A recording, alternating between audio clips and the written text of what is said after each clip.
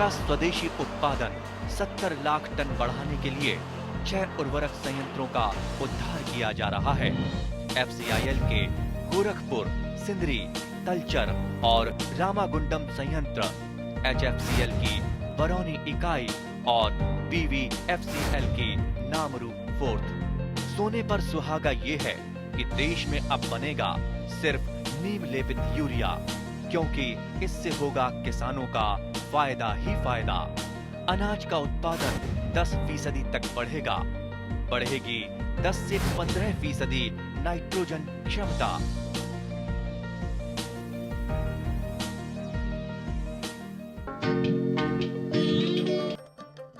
আমাৰ গোপালকসকলে তেওঁলোকৰ গাইজনীৰ পৰা দিনে মাত্ৰ 0.5 লিটাৰৰ পৰা 1.5 লিটাৰ গাখীৰৰ উৎপাদন দিয়া থলুৱা গাইজনীৰ পোৱালিৰ পৰা দিনে কমেও 5-6 লিটাৰ গাখীৰৰ উৎপাদন পাব পৰা প্ৰযুক্তিটোৱেই হৈছে কৃত্ৰিম প্ৰজনন। অতি কম খৰচী এই কৃত্ৰিম প্ৰজননৰ সেৱা ৰাজ্যিক পশুপালন আৰু পশু চিকিৎসা বিভাগে পশু চিকিৎসালয়, কৃত্ৰিম প্ৰজনন কেন্দ্ৰ, পশু চিকিৎসা উপকেন্দ্ৰ আদিত প্ৰদান কৰি অহাৰ উপৰিও গোপালকৰ ঘৰলৈ গৈও সেৱা আগবঢ়াই আহিছে। কৃত্ৰিম প্ৰজননৰ সুবিধাসমূহ হ'ল স্বাভাৱিক প্ৰজননত এটা ষাঁড়ে এবাৰত মাত্ৰ এজনী গাইহে গাভিনী কৰিব পাৰে, কিন্তু কৃত্ৰিম প্ৰজননত এটা ষাঁড়ৰ পৰা এবাৰত সংগ্ৰহ কৰা শুক্ৰৰ দ্বাৰা কমেও 100 জনী গাই গৰু প্ৰজনন কৰাব পাৰি। স্বাভাৱিক প্ৰজননত এটা ষাঁড়ে এবাৰত মাত্ৰ এজনী গাইহে গাভিনী কৰিব পাৰে, কিন্তু কৃত্ৰিম প্ৰজননত এটা ষাঁড়ৰ পৰা এবাৰত সংগ্ৰহ কৰা শুক্ৰৰ দ্বাৰা কমেও 100 জনী গাই গৰু প্ৰজনন কৰাব পাৰি। স্বাভাৱিক প্ৰজননত বেমাৰী গাইৰ পৰা নিৰোগী ষাঁড়লৈ বা বেমাৰী ষাঁড়ৰ পৰা নিৰোগী গাইলৈ যৌন ৰোগ বিয়পিব পাৰে, কিন্তু কৃত্ৰিম প্ৰজননত যিহেতু ষাঁড়টো গাইজনীৰ প্ৰত্যক্ষ সংস্পৰ্শলৈ নাহে, সেয়েহে যৌন ৰোগ বিয়পাৰ সম্ভাৱনা নাথাকে। কৃত্ৰিম প্ৰজননত ষাঁড়ৰ পৰা সংগ্ৰহ কৰা শুক্ৰ বহু বছৰলৈ সংৰক্ষণ কৰি থব পাৰি। ষাঁড়টোৰ মৃত্যুৰ পাছতো শুক্ৰ ব্যৱহাৰ কৰিব পাৰি। কৃত্ৰিম প্ৰজননত সফল হ'বৰ বাবে উপযুক্ত সময়ত চেউৰী বা গাইজনীক প্ৰজনন কৰাটো অত্যন্ত গুৰুত্বপূৰ্ণ। চেউৰী বা গাইজনী পুৱা গৰম হ'লে আবেলি আৰু আবেলি গৰম হ'লে পাছদিনা পুৱা কৃত্ৰিম প্ৰজনন কৰাব লাগে। সেইবাবে গোপালকজনে চেউৰী বা গাইজনী গৰম হোৱাৰ লক্ষণসমূহ জানিব লাগে। অৱশ্যে চেউৰী এজনী প্ৰথমবাৰ গৰম হ'লে প্ৰজনন কৰাব নালাগে। 2-3টা গৰম অৱস্থা বাদ দিহে চেউৰীজনীক কৃত্ৰিম প্ৰজনন কৰাব লাগে। কৃত্ৰিম প্ৰজননৰ সফলতাৰ কাৰকসমূহৰ বিষয়ে দৰং জিলা কৃষি বিজ্ঞান কেন্দ্ৰৰ বিষয়বস্তু বিশেষজ্ঞ ডক্টৰ মুজাহাৰুল ইছলামে এনেদৰে কয়। কৃত্ৰিম প্ৰজনন সফল হ'বৰ কাৰণে মূলতঃ 3টা এংগেলত আমি চোৱা যায়। এটা হৈছে গাই গৰুজনী, আনটো হৈছে কোৱালিটি চিমেণ্ট, আৰু এটা পইণ্ট হৈছে ট্ৰান্সপৰ্টেশ্যন। এই 3টাতে আমি মেইনলি চোৱা যায়। ইয়াৰ ওপৰতো আৰু এটা হেৰি আছে যোনটো নেকি একদম মানে ওতঃপ্ৰোত জড়িত হৈছে, এইটো হৈছে টেকনিচিয়ানজন। মানে এনেকৈ তেতিয়া আমি যদি হেৰিকে বহলাই ক'ব খোজো, যোনটো আমাৰ গাই গৰু, সেই গাই গৰুজনী আমাৰ কেতিয়াবা কি হয়, যোনটো শীতত সময়টো আমাৰ খেতিয়কসকলে ঠিক সময়ত মানে তেওঁলোকে গম নাপায় বা হয়তো তেওঁলোকে মানে ক'ব নোৱাৰে বা ৰেকৰ্ডটো ৰাখিব নোৱাৰে। এইটোৰ ফলত যেতিয়া কি হয়, আমি ধৰক টেকনিচিয়ানজনক মাতিলে বা তেওঁলোকে কৃত্ৰিমভাৱে প্ৰজননটো সফল কৰিলেও সেইটো মানে ছাকচেছ ৰেটটো হৈ নুঠে, কাৰণ এই টাইমিংটো তেওঁলোকে উপযুক্ত পৰিমাণে ক'ব নোৱাৰাৰ ফলত সেইটো হৈ যায়। গতিকে যদি আমি সেই এংগেলটো ফাৰ্মাৰখিনিয়ে যদি ভালকৈ চায় যে উপযুক্ত টাইমটো ৰেকৰ্ড কৰি থাকে, তেতিয়া সেই এংগেলটো আমি নাইকিয়া কৰি পাৰি, যাতে ছাকচেছ ৰেটটো বাঢ়ি যায়। এইটোৰ ক্ষেত্ৰত আমি কেতিয়াবা কি হয় চাইকেলটো হোৱাৰ আগতো আমি যদি অলপ মিনাৰেল মিক্সাৰ গাই গৰুজনীক দি দিয়া হয় তেনে ক্ষেত্ৰত স্পেচিয়েলি ফছফৰাছ আৰু ভিটামিন এৰ এটা ফেক্টৰ এটা থাকে, তেতিয়া মানে হিটৰ হেৰিটো মানে যোনটো চাইলেণ্ট হিট হৈ নাথাকে, তেতিয়া ফাৰ্মাৰখিনিয়ে বহুত সোনকালে গম পাই যায় যে গাই গৰুজনী গৰম হৈছে আৰু এনেকৈ।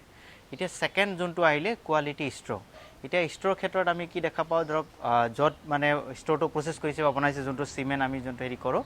হয়তো ধৰক তাতে ভালকৈ বনাইছে, কিন্তু ডিউৰিং দ্য ট্ৰান্সপৰ্টেশ্যনত সেইটো এটা ফেক্টৰ আহি যায় কি যে যোনটো আমি লিকুইড নাইট্ৰজেনত ট্ৰান্সপৰ্ট কৰিব লগা হৈ যায়, সেই লিকুইড নাইট্ৰজেনখিনি হয়তো কিজানি টেংকটোত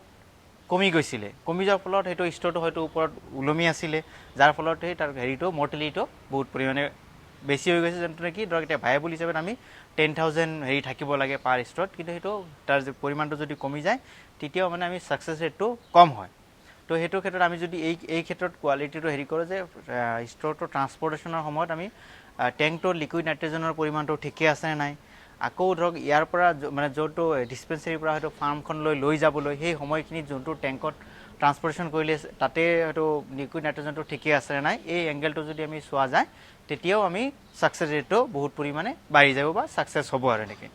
এতিয়া থাৰ্ড আহিলে ধৰক ষ্ট'ৰটো ঠিকে থাকে লৈ গ'ল বা ট্ৰান্সপৰ্টেশ্যন ঠিকেই কৰিলে, কিন্তু আমি যিহেতু এইটো ফ্ৰিজিং কণ্ডিশ্যনত থাকে, ইয়াক আমি আকৌ কৰিব লগা হৈ যায়, যোনটো নেকি এআই কৰাৰ আগতে 37 ডিগ্ৰী চেণ্টিগ্ৰেডত আমি 1 মিনিটমান এইটো কৰি ল'লে, যোনটো নেকি হেৰি টেম্পাৰেচাৰত আহি গ'লে তেতিয়াহে ভায়াবিলিটিটো বহু পৰিমাণে বাঢ়ি যায়। সেইটো যদি ঠিকমতে কৰা হয়, কেতিয়াবা কি হৈ যায় সেই টেম্পাৰেচাৰটো আমি পানীৰ যোনটো 37 হৈছে নে নাই, এইটো কিছুমান হয়তো আমি নেগলিজেঞ্চি নকওঁ, হয়তো ভাবিছে যে হৈছে নেকি, কিন্তু অপটিমাম নহয়, কেতিয়াবা বেছি হৈ গ'লে চিমেণ্টৰ মৰ্টেলিটিটো তেতিয়াও বাঢ়ি যায়, বা যদি কম হয় আণ্ডাৰ হৈ যায় তেতিয়াও মানে সেই ফ্ৰজিং ষ্টেটত থাকি যায়, যাৰ ফলত নেকি ইয়াৰ হেৰিটো ছাকচেছ হেৰিটো অলপ কমি যায় আৰু এনেকৈ। এতিয়া ধৰক এই দুটা পইণ্টটো ঠিক থকাৰ পাছতো কেতিয়াবা এআইটো ছাকচেছ নহয়, সেইটো হৈছে কি ধৰক সেই টেকনিচিয়ানজনৰ কিমান অভিজ্ঞতা আছে, মানে য'ত নেকি ধৰক টেকনিচিয়ানজনৰ হেৰিৰ ওপৰত নিৰ্ভৰ কৰে যে টাইমটো ঠিকে আছে, গাই গৰুজনীৰ হেৰিটো ঠিকে আছে, তাৰপিছত তেওঁলোকে ধৰক এআই য'ত কৰিব লাগিছিলে সেই ধৰক চিমেণ্টটো য'ত হেৰি কৰে ছাৰ্ভিচটো পাৰ কৰি যোনটো পজিশ্যনত পঠাব লাগিছিলে হয়তো সেই পজিশ্যনত তেওঁলোকে নিদি তাৰ আগতে দিয়া হ'ল, যোনটো ধৰক ভেজাইনাৰ এটা পাৰ্টৰ ফ্ৰণ্টৰ পাৰ্টতে লাগি থাকিলে বা হয়তো তালৈকে নগ'লগৈ। এই ডিফল্টৰ কাৰণে কেতিয়াবা হয়তো ইণ্টেনশ্যনেলি নহয়, এইটো হয়তো কেতিয়াবা এক্সপাৰ্টাইজ কম হোৱাৰ কাৰণেও কেতিয়াবা এনেকুৱা হৈ যায়। যদি এইটো হয় তেতিয়াও মানে ছাকচেছ ৰেটটো কমি যায়। যদি এই বস্তুটো আমি অকণমান মানে যোনটো টেকনিচিয়ান যোনখিনি আছে আমি তেওঁলোকক যদি উপযুক্ত পৰিমাণে আৰু অকণমান ট্ৰেইন আপ কৰিব পৰা যায়, তেতিয়া তেওঁলোকে একদম যোনটো পইণ্টত দিব লাগে সেই পইণ্টত যেতিয়া চিমেণ্টখিনি তেওঁলোকে এআই গানৰ থ্ৰুদি যদি দিব পৰা যায়, তেতিয়া ছাকচেছ ৰেটটো বহু পৰিমাণে বাঢ়ি যায়। এই তিনিটাই মূলতঃ আমি কাৰক হিচাপে চিহ্নিত কৰিব পাৰিছোঁ। আৰু কেতিয়াবা আকৌ উচ্চ উৎপাদনক্ষম বৰ্ণশংকৰ গাইৰ গৰম অৱস্থা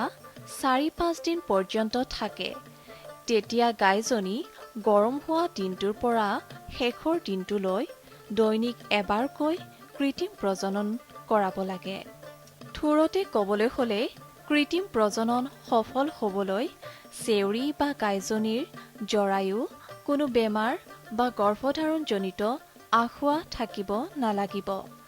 শুক্ৰ মানসম্পন্ন আৰু ইয়াৰ সংৰক্ষণ আৰু পৰিবহণ সঠিক আৰু বিজ্ঞানসন্মত হ'ব লাগিব, আৰু কৃত্ৰিম প্ৰজনন কৰ্মীজন দক্ষ হ'ব লাগিব। দৰং জিলা কৃষি বিজ্ঞান কেন্দ্ৰৰ বিষয়বস্তু বিশেষজ্ঞ ডক্টৰ মুজাহাৰুল ইছলামে এনেদৰে কয়। গাই গৰুৰ গাভিনীৰ যোনটো পিৰিয়ড, মানে সেই পিৰিয়ডটো আমি তিনিটা ভাগত ভগোৱা হয়, প্ৰথম ভাগ, দ্বিতীয় ভাগ আৰু তৃতীয় ভাগ, ফাৰ্ষ্ট ট্ৰাইমেষ্টাৰ, ছেকেণ্ড আৰু থাৰ্ড, এনেকুৱা 3 মাহৰ মূৰে মূৰে এইটো ভগোৱা হয়। জেনেৰেলি প্ৰথম ট্ৰাইমেষ্টাৰটোত ফিটাল ডেভেলপমেণ্টটো সিমান এটা নহয়, যাৰ ফলত মানে কি তাতে এক্সট্ৰা তেনেকুৱা বিশেষ কেয়াৰ ল'বলগীয়া একো নাথাকে, আৰু এই বস্তুটো আপোনাৰ লেক্টেটিং মানে যোনটো আমাৰ ক্ষীৰতী গাইৰ লগত একে হেৰিতে চলি থাকে, গতিকে সেই সময়খিনিত আমি বিশেষ কেয়াৰ নল'লেও হ'ব। আমি তেতিয়া প্ৰডাকশ্যনৰ হিচাপত যদি আমি কেয়াৰখিনি লৈ থাকোঁ তেতিয়া ই মোটামুটিকৈ চলি যাব। আৰু ঠিক তেনেকৈ দ্বিতীয়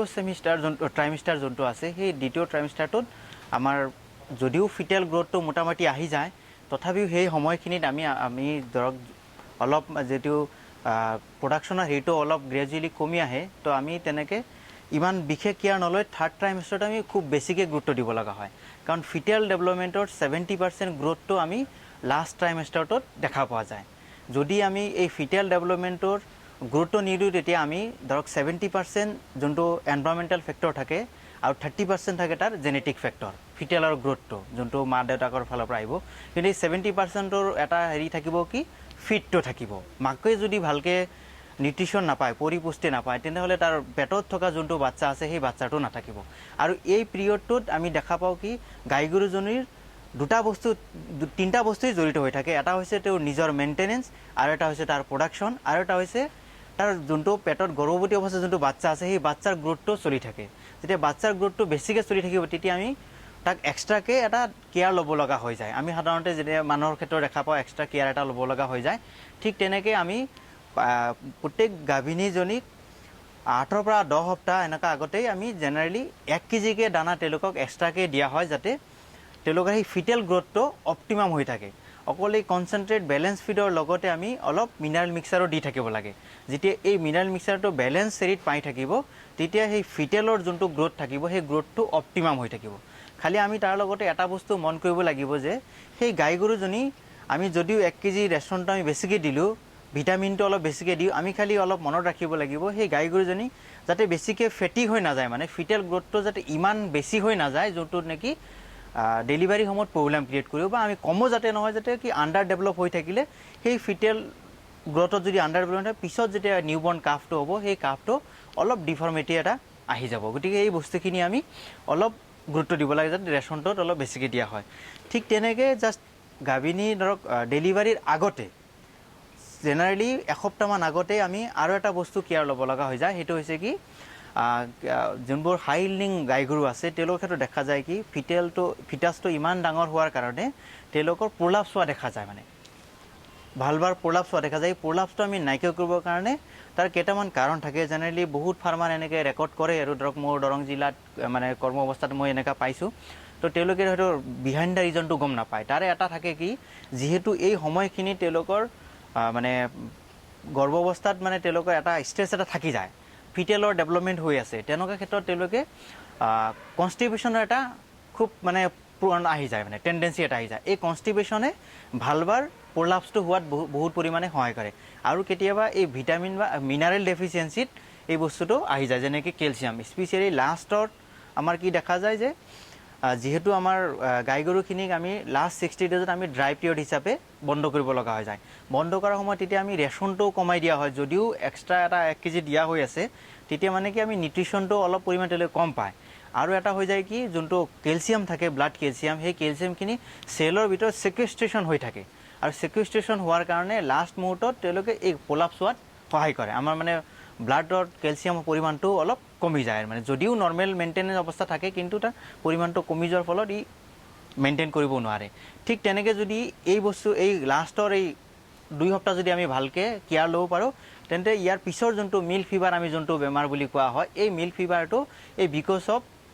কেলছিয়ামৰ অভাৱত হৈ যায় এই কেলছিয়ামৰ অভাৱটোৰ কাৰণে আমি এই মোটামুটি ধৰক এসপ্তাহ আগতে যদি আমি এক্সট্ৰাকৈ কেলছিয়াম তেওঁলোকক ছাপ্লাই দিওঁ আমি তেতিয়া এই কেলছিয়ামৰ ছেকুৱেষ্ট্ৰেশ্যন যদি চেলত থকাৰ পিছতো ব্লাড কেলছিয়াম যেতিয়া মেইনটেইন হৈ থাকিব তেতিয়া আমি এই যোনটো মিল্ক ফিভাৰৰ হেৰিৰ পৰা আমি পৰিত্ৰাণ পাব পাৰি ফাৰ্মাৰসকলে এতিয়া আহি গ'ল আৰু এটা পাৰ্থক্য যোনটো মই অলৰেডি ক'লোঁ কি যে ড্ৰাই পিৰিয়ডটো এই যোনটো 60 ডেজ আমি মানে গাভিনী অৱস্থাত কেয়াৰ ল'ব লাগিব এই লাষ্ট অৱস্থাত আমি সিহঁতক যদিও খিৰিটি চলি থাকোঁতে প্ৰেগনেঞ্চিত লাষ্ট মুহূৰ্তত আমি 60 ডেজটো আমি তেওঁলোকক গাখীৰ খিৰোৱাটো বন্ধ কৰিব লাগিব এই গাখীৰ খিৰোৱাটো বন্ধ কৰা মূলতো দুটা এটা হৈছে কি তাৰ উহাৰটো যাতে আগৰ মানে নৰ্মেল অৱস্থাত আহি থাকে অহা লেক্টেশ্যনটো যাতে তেওঁলোকৰ অপটিমাম প্ৰডাকশ্যন দিব পাৰে যোনখিনি আমাৰ দৰকাৰ আছে বা যোনখিনি সেই গাই গৰুজনীৰ কেপাচিটি আছে এইখিনি যাতে আমি উপযুক্ত পৰিমাণে পাব পাৰোঁ সেই এটা আৰু সেই আদাৰৰ যোনটো হেল্থ সেই হেল্থটো যাতে মেইনটেইন হৈ থাকে বা এই ৰিপেয়াৰ হৈ গোটেই বস্তুখিনি ছিষ্টেমেটিকত আহিব পাৰে তাৰ কাৰণে আমি এই ড্ৰাই পিৰিয়ডটোৰ দৰকাৰ হৈ যায় আৰু ড্ৰাই পিৰিয়ডটো যদি আমি নকৰোঁ তেন্তেহ'লে আৰু এটা প্ৰব্লেম হ'ব কি আমি যদি লাষ্টৰ আগৰ দিনালৈকেও যদি আমি খিৰাই থাকোঁ তেতিয়া ইয়াৰ 3টা বস্তু সেই মই কোৱাৰ নিচিনাকৈ চলি থাকিব তেতিয়া তাৰ মানে যোনটো হেল্থটো বহুত ডিটেৰিয়েট হৈ যাব আৰু লাষ্ট মুহূৰ্তত তাৰ ডিষ্ট্ৰিবিউটাৰ প্ৰব্লেম এটা আহি যাব পাৰে মানে তো আপোনালোকে মানে ফাৰ্মাৰখিনিক মই আপোনালোকৰ থ্ৰুদি মই এইটো কথা কৈছোঁ তেওঁলোকে লাষ্ট ট্ৰাইমেষ্টাৰত বেছিকৈ গুৰুত্ব দিব 60 ডেজ আগতে ড্ৰাই পিৰিয়ডটো বনোৱাৰ চেষ্টা কৰিব তেওঁলোকে সেই ড্ৰাই পিৰিয়ডটো কেনেকৈ কৰিব ধৰক যোনটো কম উৎপাদন গাই গৰু আছে যোনবোৰ ধৰক আমি লোকেলৰ লগত ক্ৰছ কৰি হয়তো 4 লিটাৰ 5 লিটাৰ বা 3 লিটাৰ গাই গৰু আছে তেওঁলোকৰ ক্ষেত্ৰত আমি কি কৰিব লাগিব হয়তো ডাইৰেক্টলি আমি বন্ধ কৰি দিব পাৰোঁ গাখীৰ খিৰোৱা যোনটো বন্ধ কৰি দিম নেক্সট ডে তেতিয়া কি হ'ব আধাৰটো ফুলি উঠিব এই ফুলি উঠাৰ লগত ই নেগেটিভ প্ৰেছাৰ এটা ক্ৰিয়েট কৰি হাইপোথেলামাছক এটা আমাৰ ধৰক ব্ৰেইনৰ এটা ধৰক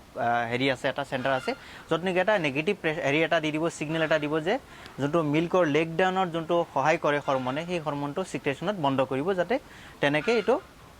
মানে আপোনাৰ ড্ৰাই পিৰিয়ডটো ষ্টাৰ্ট হৈ যাব কিন্তু এইখিনিত আৰু এটা কথা কি যে যোনবোৰ হাই ইল্ডিং গাই গৰু আছে তেওঁলোকৰ ক্ষেত্ৰত এই এটা প্ৰব্লেম আহি যায় যে তেওঁলোকৰ ড্ৰাইটো কেনেকৈ কৰিব গাই গৰুজনী তে ড্ৰাই কৰাৰ ক্ষেত্ৰত তেওঁলোকক আমি এটা হেৰি প্ৰিফাৰ কৰোঁ যেনেকৈ ইণ্টাৰমিডিয়েণ্ট মিল্কিং কৰিব লাগিব যেতিয়া আমি ড্ৰাই কৰাৰ আগতে এসপ্তাহমান আগৰ পৰা আমি এইটো পলিচিটো হাতত ল'ব লাগিব যে জেনেৰেলি ধৰক ৰাতিপুৱা যদি 7 বজাৰ গাখীৰ খিৰাই 7 বজাতো খিৰালে আকৌ মাজতে একবাৰ খিৰাব আকৌ পিছবেলাকে এনেকৈ 3-4 বাৰ কৰি দিয়াৰ ফলত তেতিয়া এই বস্তুটো যেতিয়া কমপ্লিট ওলাই আহিব তেনেকৈ আমি হেৰিটো ড্ৰাই কৰিব পাৰি বানৰ পূৰ্বে বানৰ সময়ছোৱাত আৰু বানৰ পাছত এজন পশু চিকিৎসা বিষয়াৰ দায়িত্ব আৰু কৰ্তব্য বহুখিনি বাঢ়ি যায় বাৰিষাৰ পূৰ্বে আৰু বাৰিষাৰ পাছত পশুধনৰ টীকাকৰণ কৰাটো অত্যন্ত গুৰুত্বপূৰ্ণ ৰাজ্যিক পশুপালন আৰু পশু চিকিৎসা বিভাগেও বাৰিষাৰ পূৰ্বে আৰু বাৰিষাৰ পাছত পশুধনৰ প্ৰতিষেধক প্ৰদান শিবিৰৰ আয়োজন কৰি আহিছে বাৰিষাৰ পূৰ্বে পশুধনৰ বাবে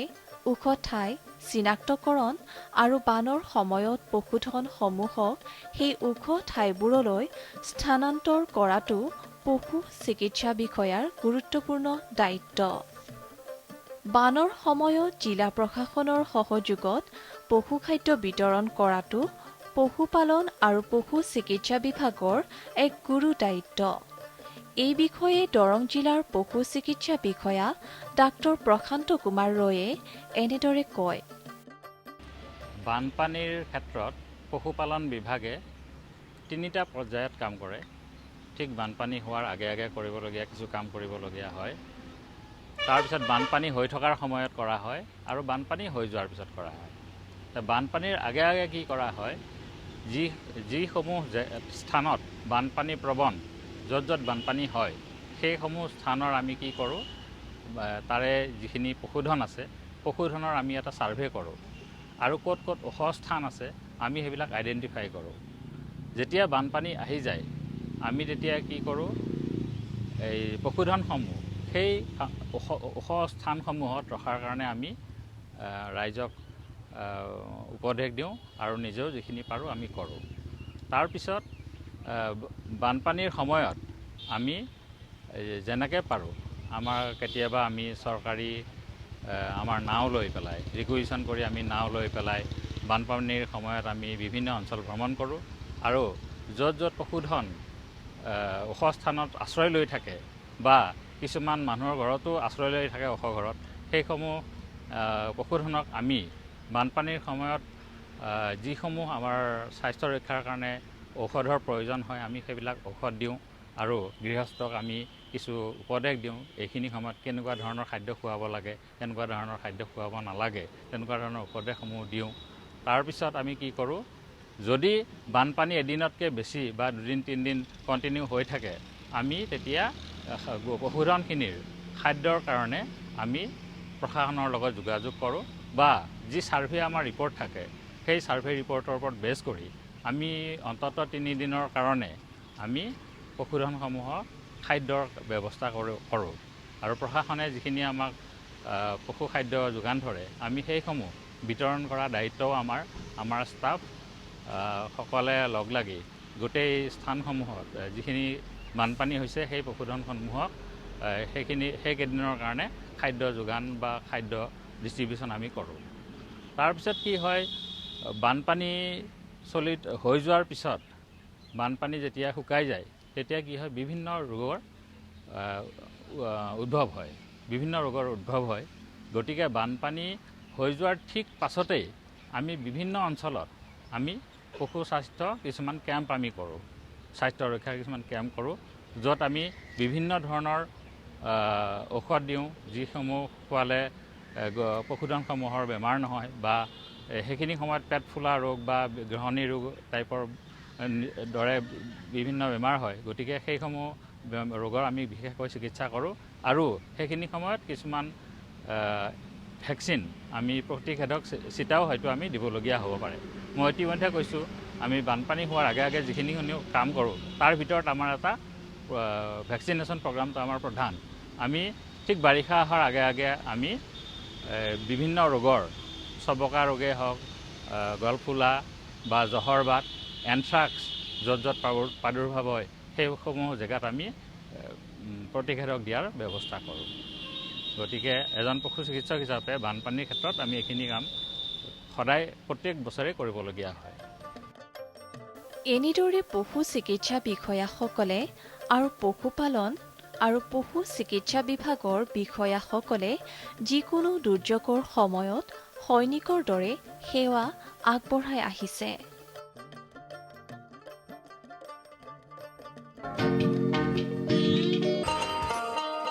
किसान भाइयों गांठ बांध लो, गांठ बांध लो, बहुत बहुत है काम की समृद्धि के पैगाम की। मिट्टी के मिजाज को समझो, मिट्टी के हर राज को समझो, मिट्टी की तुम जांच कराओ, मुफ्त सॉइल हेल्थ कार्ड ले जाओ। कभी मुनासिब बीज लगाओ, सही किस्म की खाद ले आओ, जितनी जरूरी उतनी डालो, सही मात्रा खुद पहचानो, इसको अपना मंत्र बना लो, मिट्टी की सेहत को जानो। बात बहुत है काम की, कम लागत अधिक वरदान की। किसान भाइयों गांठ बांध लो, आज ही मिट्टी की जांच कराएं। राज्य सरकार के कृषि अधिकारी से संपर्क करें और मुफ्त में सॉइल हेल्थ कार्ड पाएं। कृषि और किसान कल्याण मंत्रालय द्वारा किसान हित में কৃষকসকলৰ বিভিন্ন সমস্যাৰ সমাধানৰ লগতে শেহতীয়া প্ৰযুক্তি আৰু প্ৰয়োজনীয় আনুষংগিক দিশৰ বিষয়ে জানিবৰ বাবে চাবলৈ নাপাহৰিব কৃষি দৰ্শন। প্ৰচাৰিত হয় প্ৰতি সোমবাৰৰ পৰা শুকুৰবাৰলৈ সন্ধিয়া 5:30 বজাৰ পৰা 6 বজালৈ।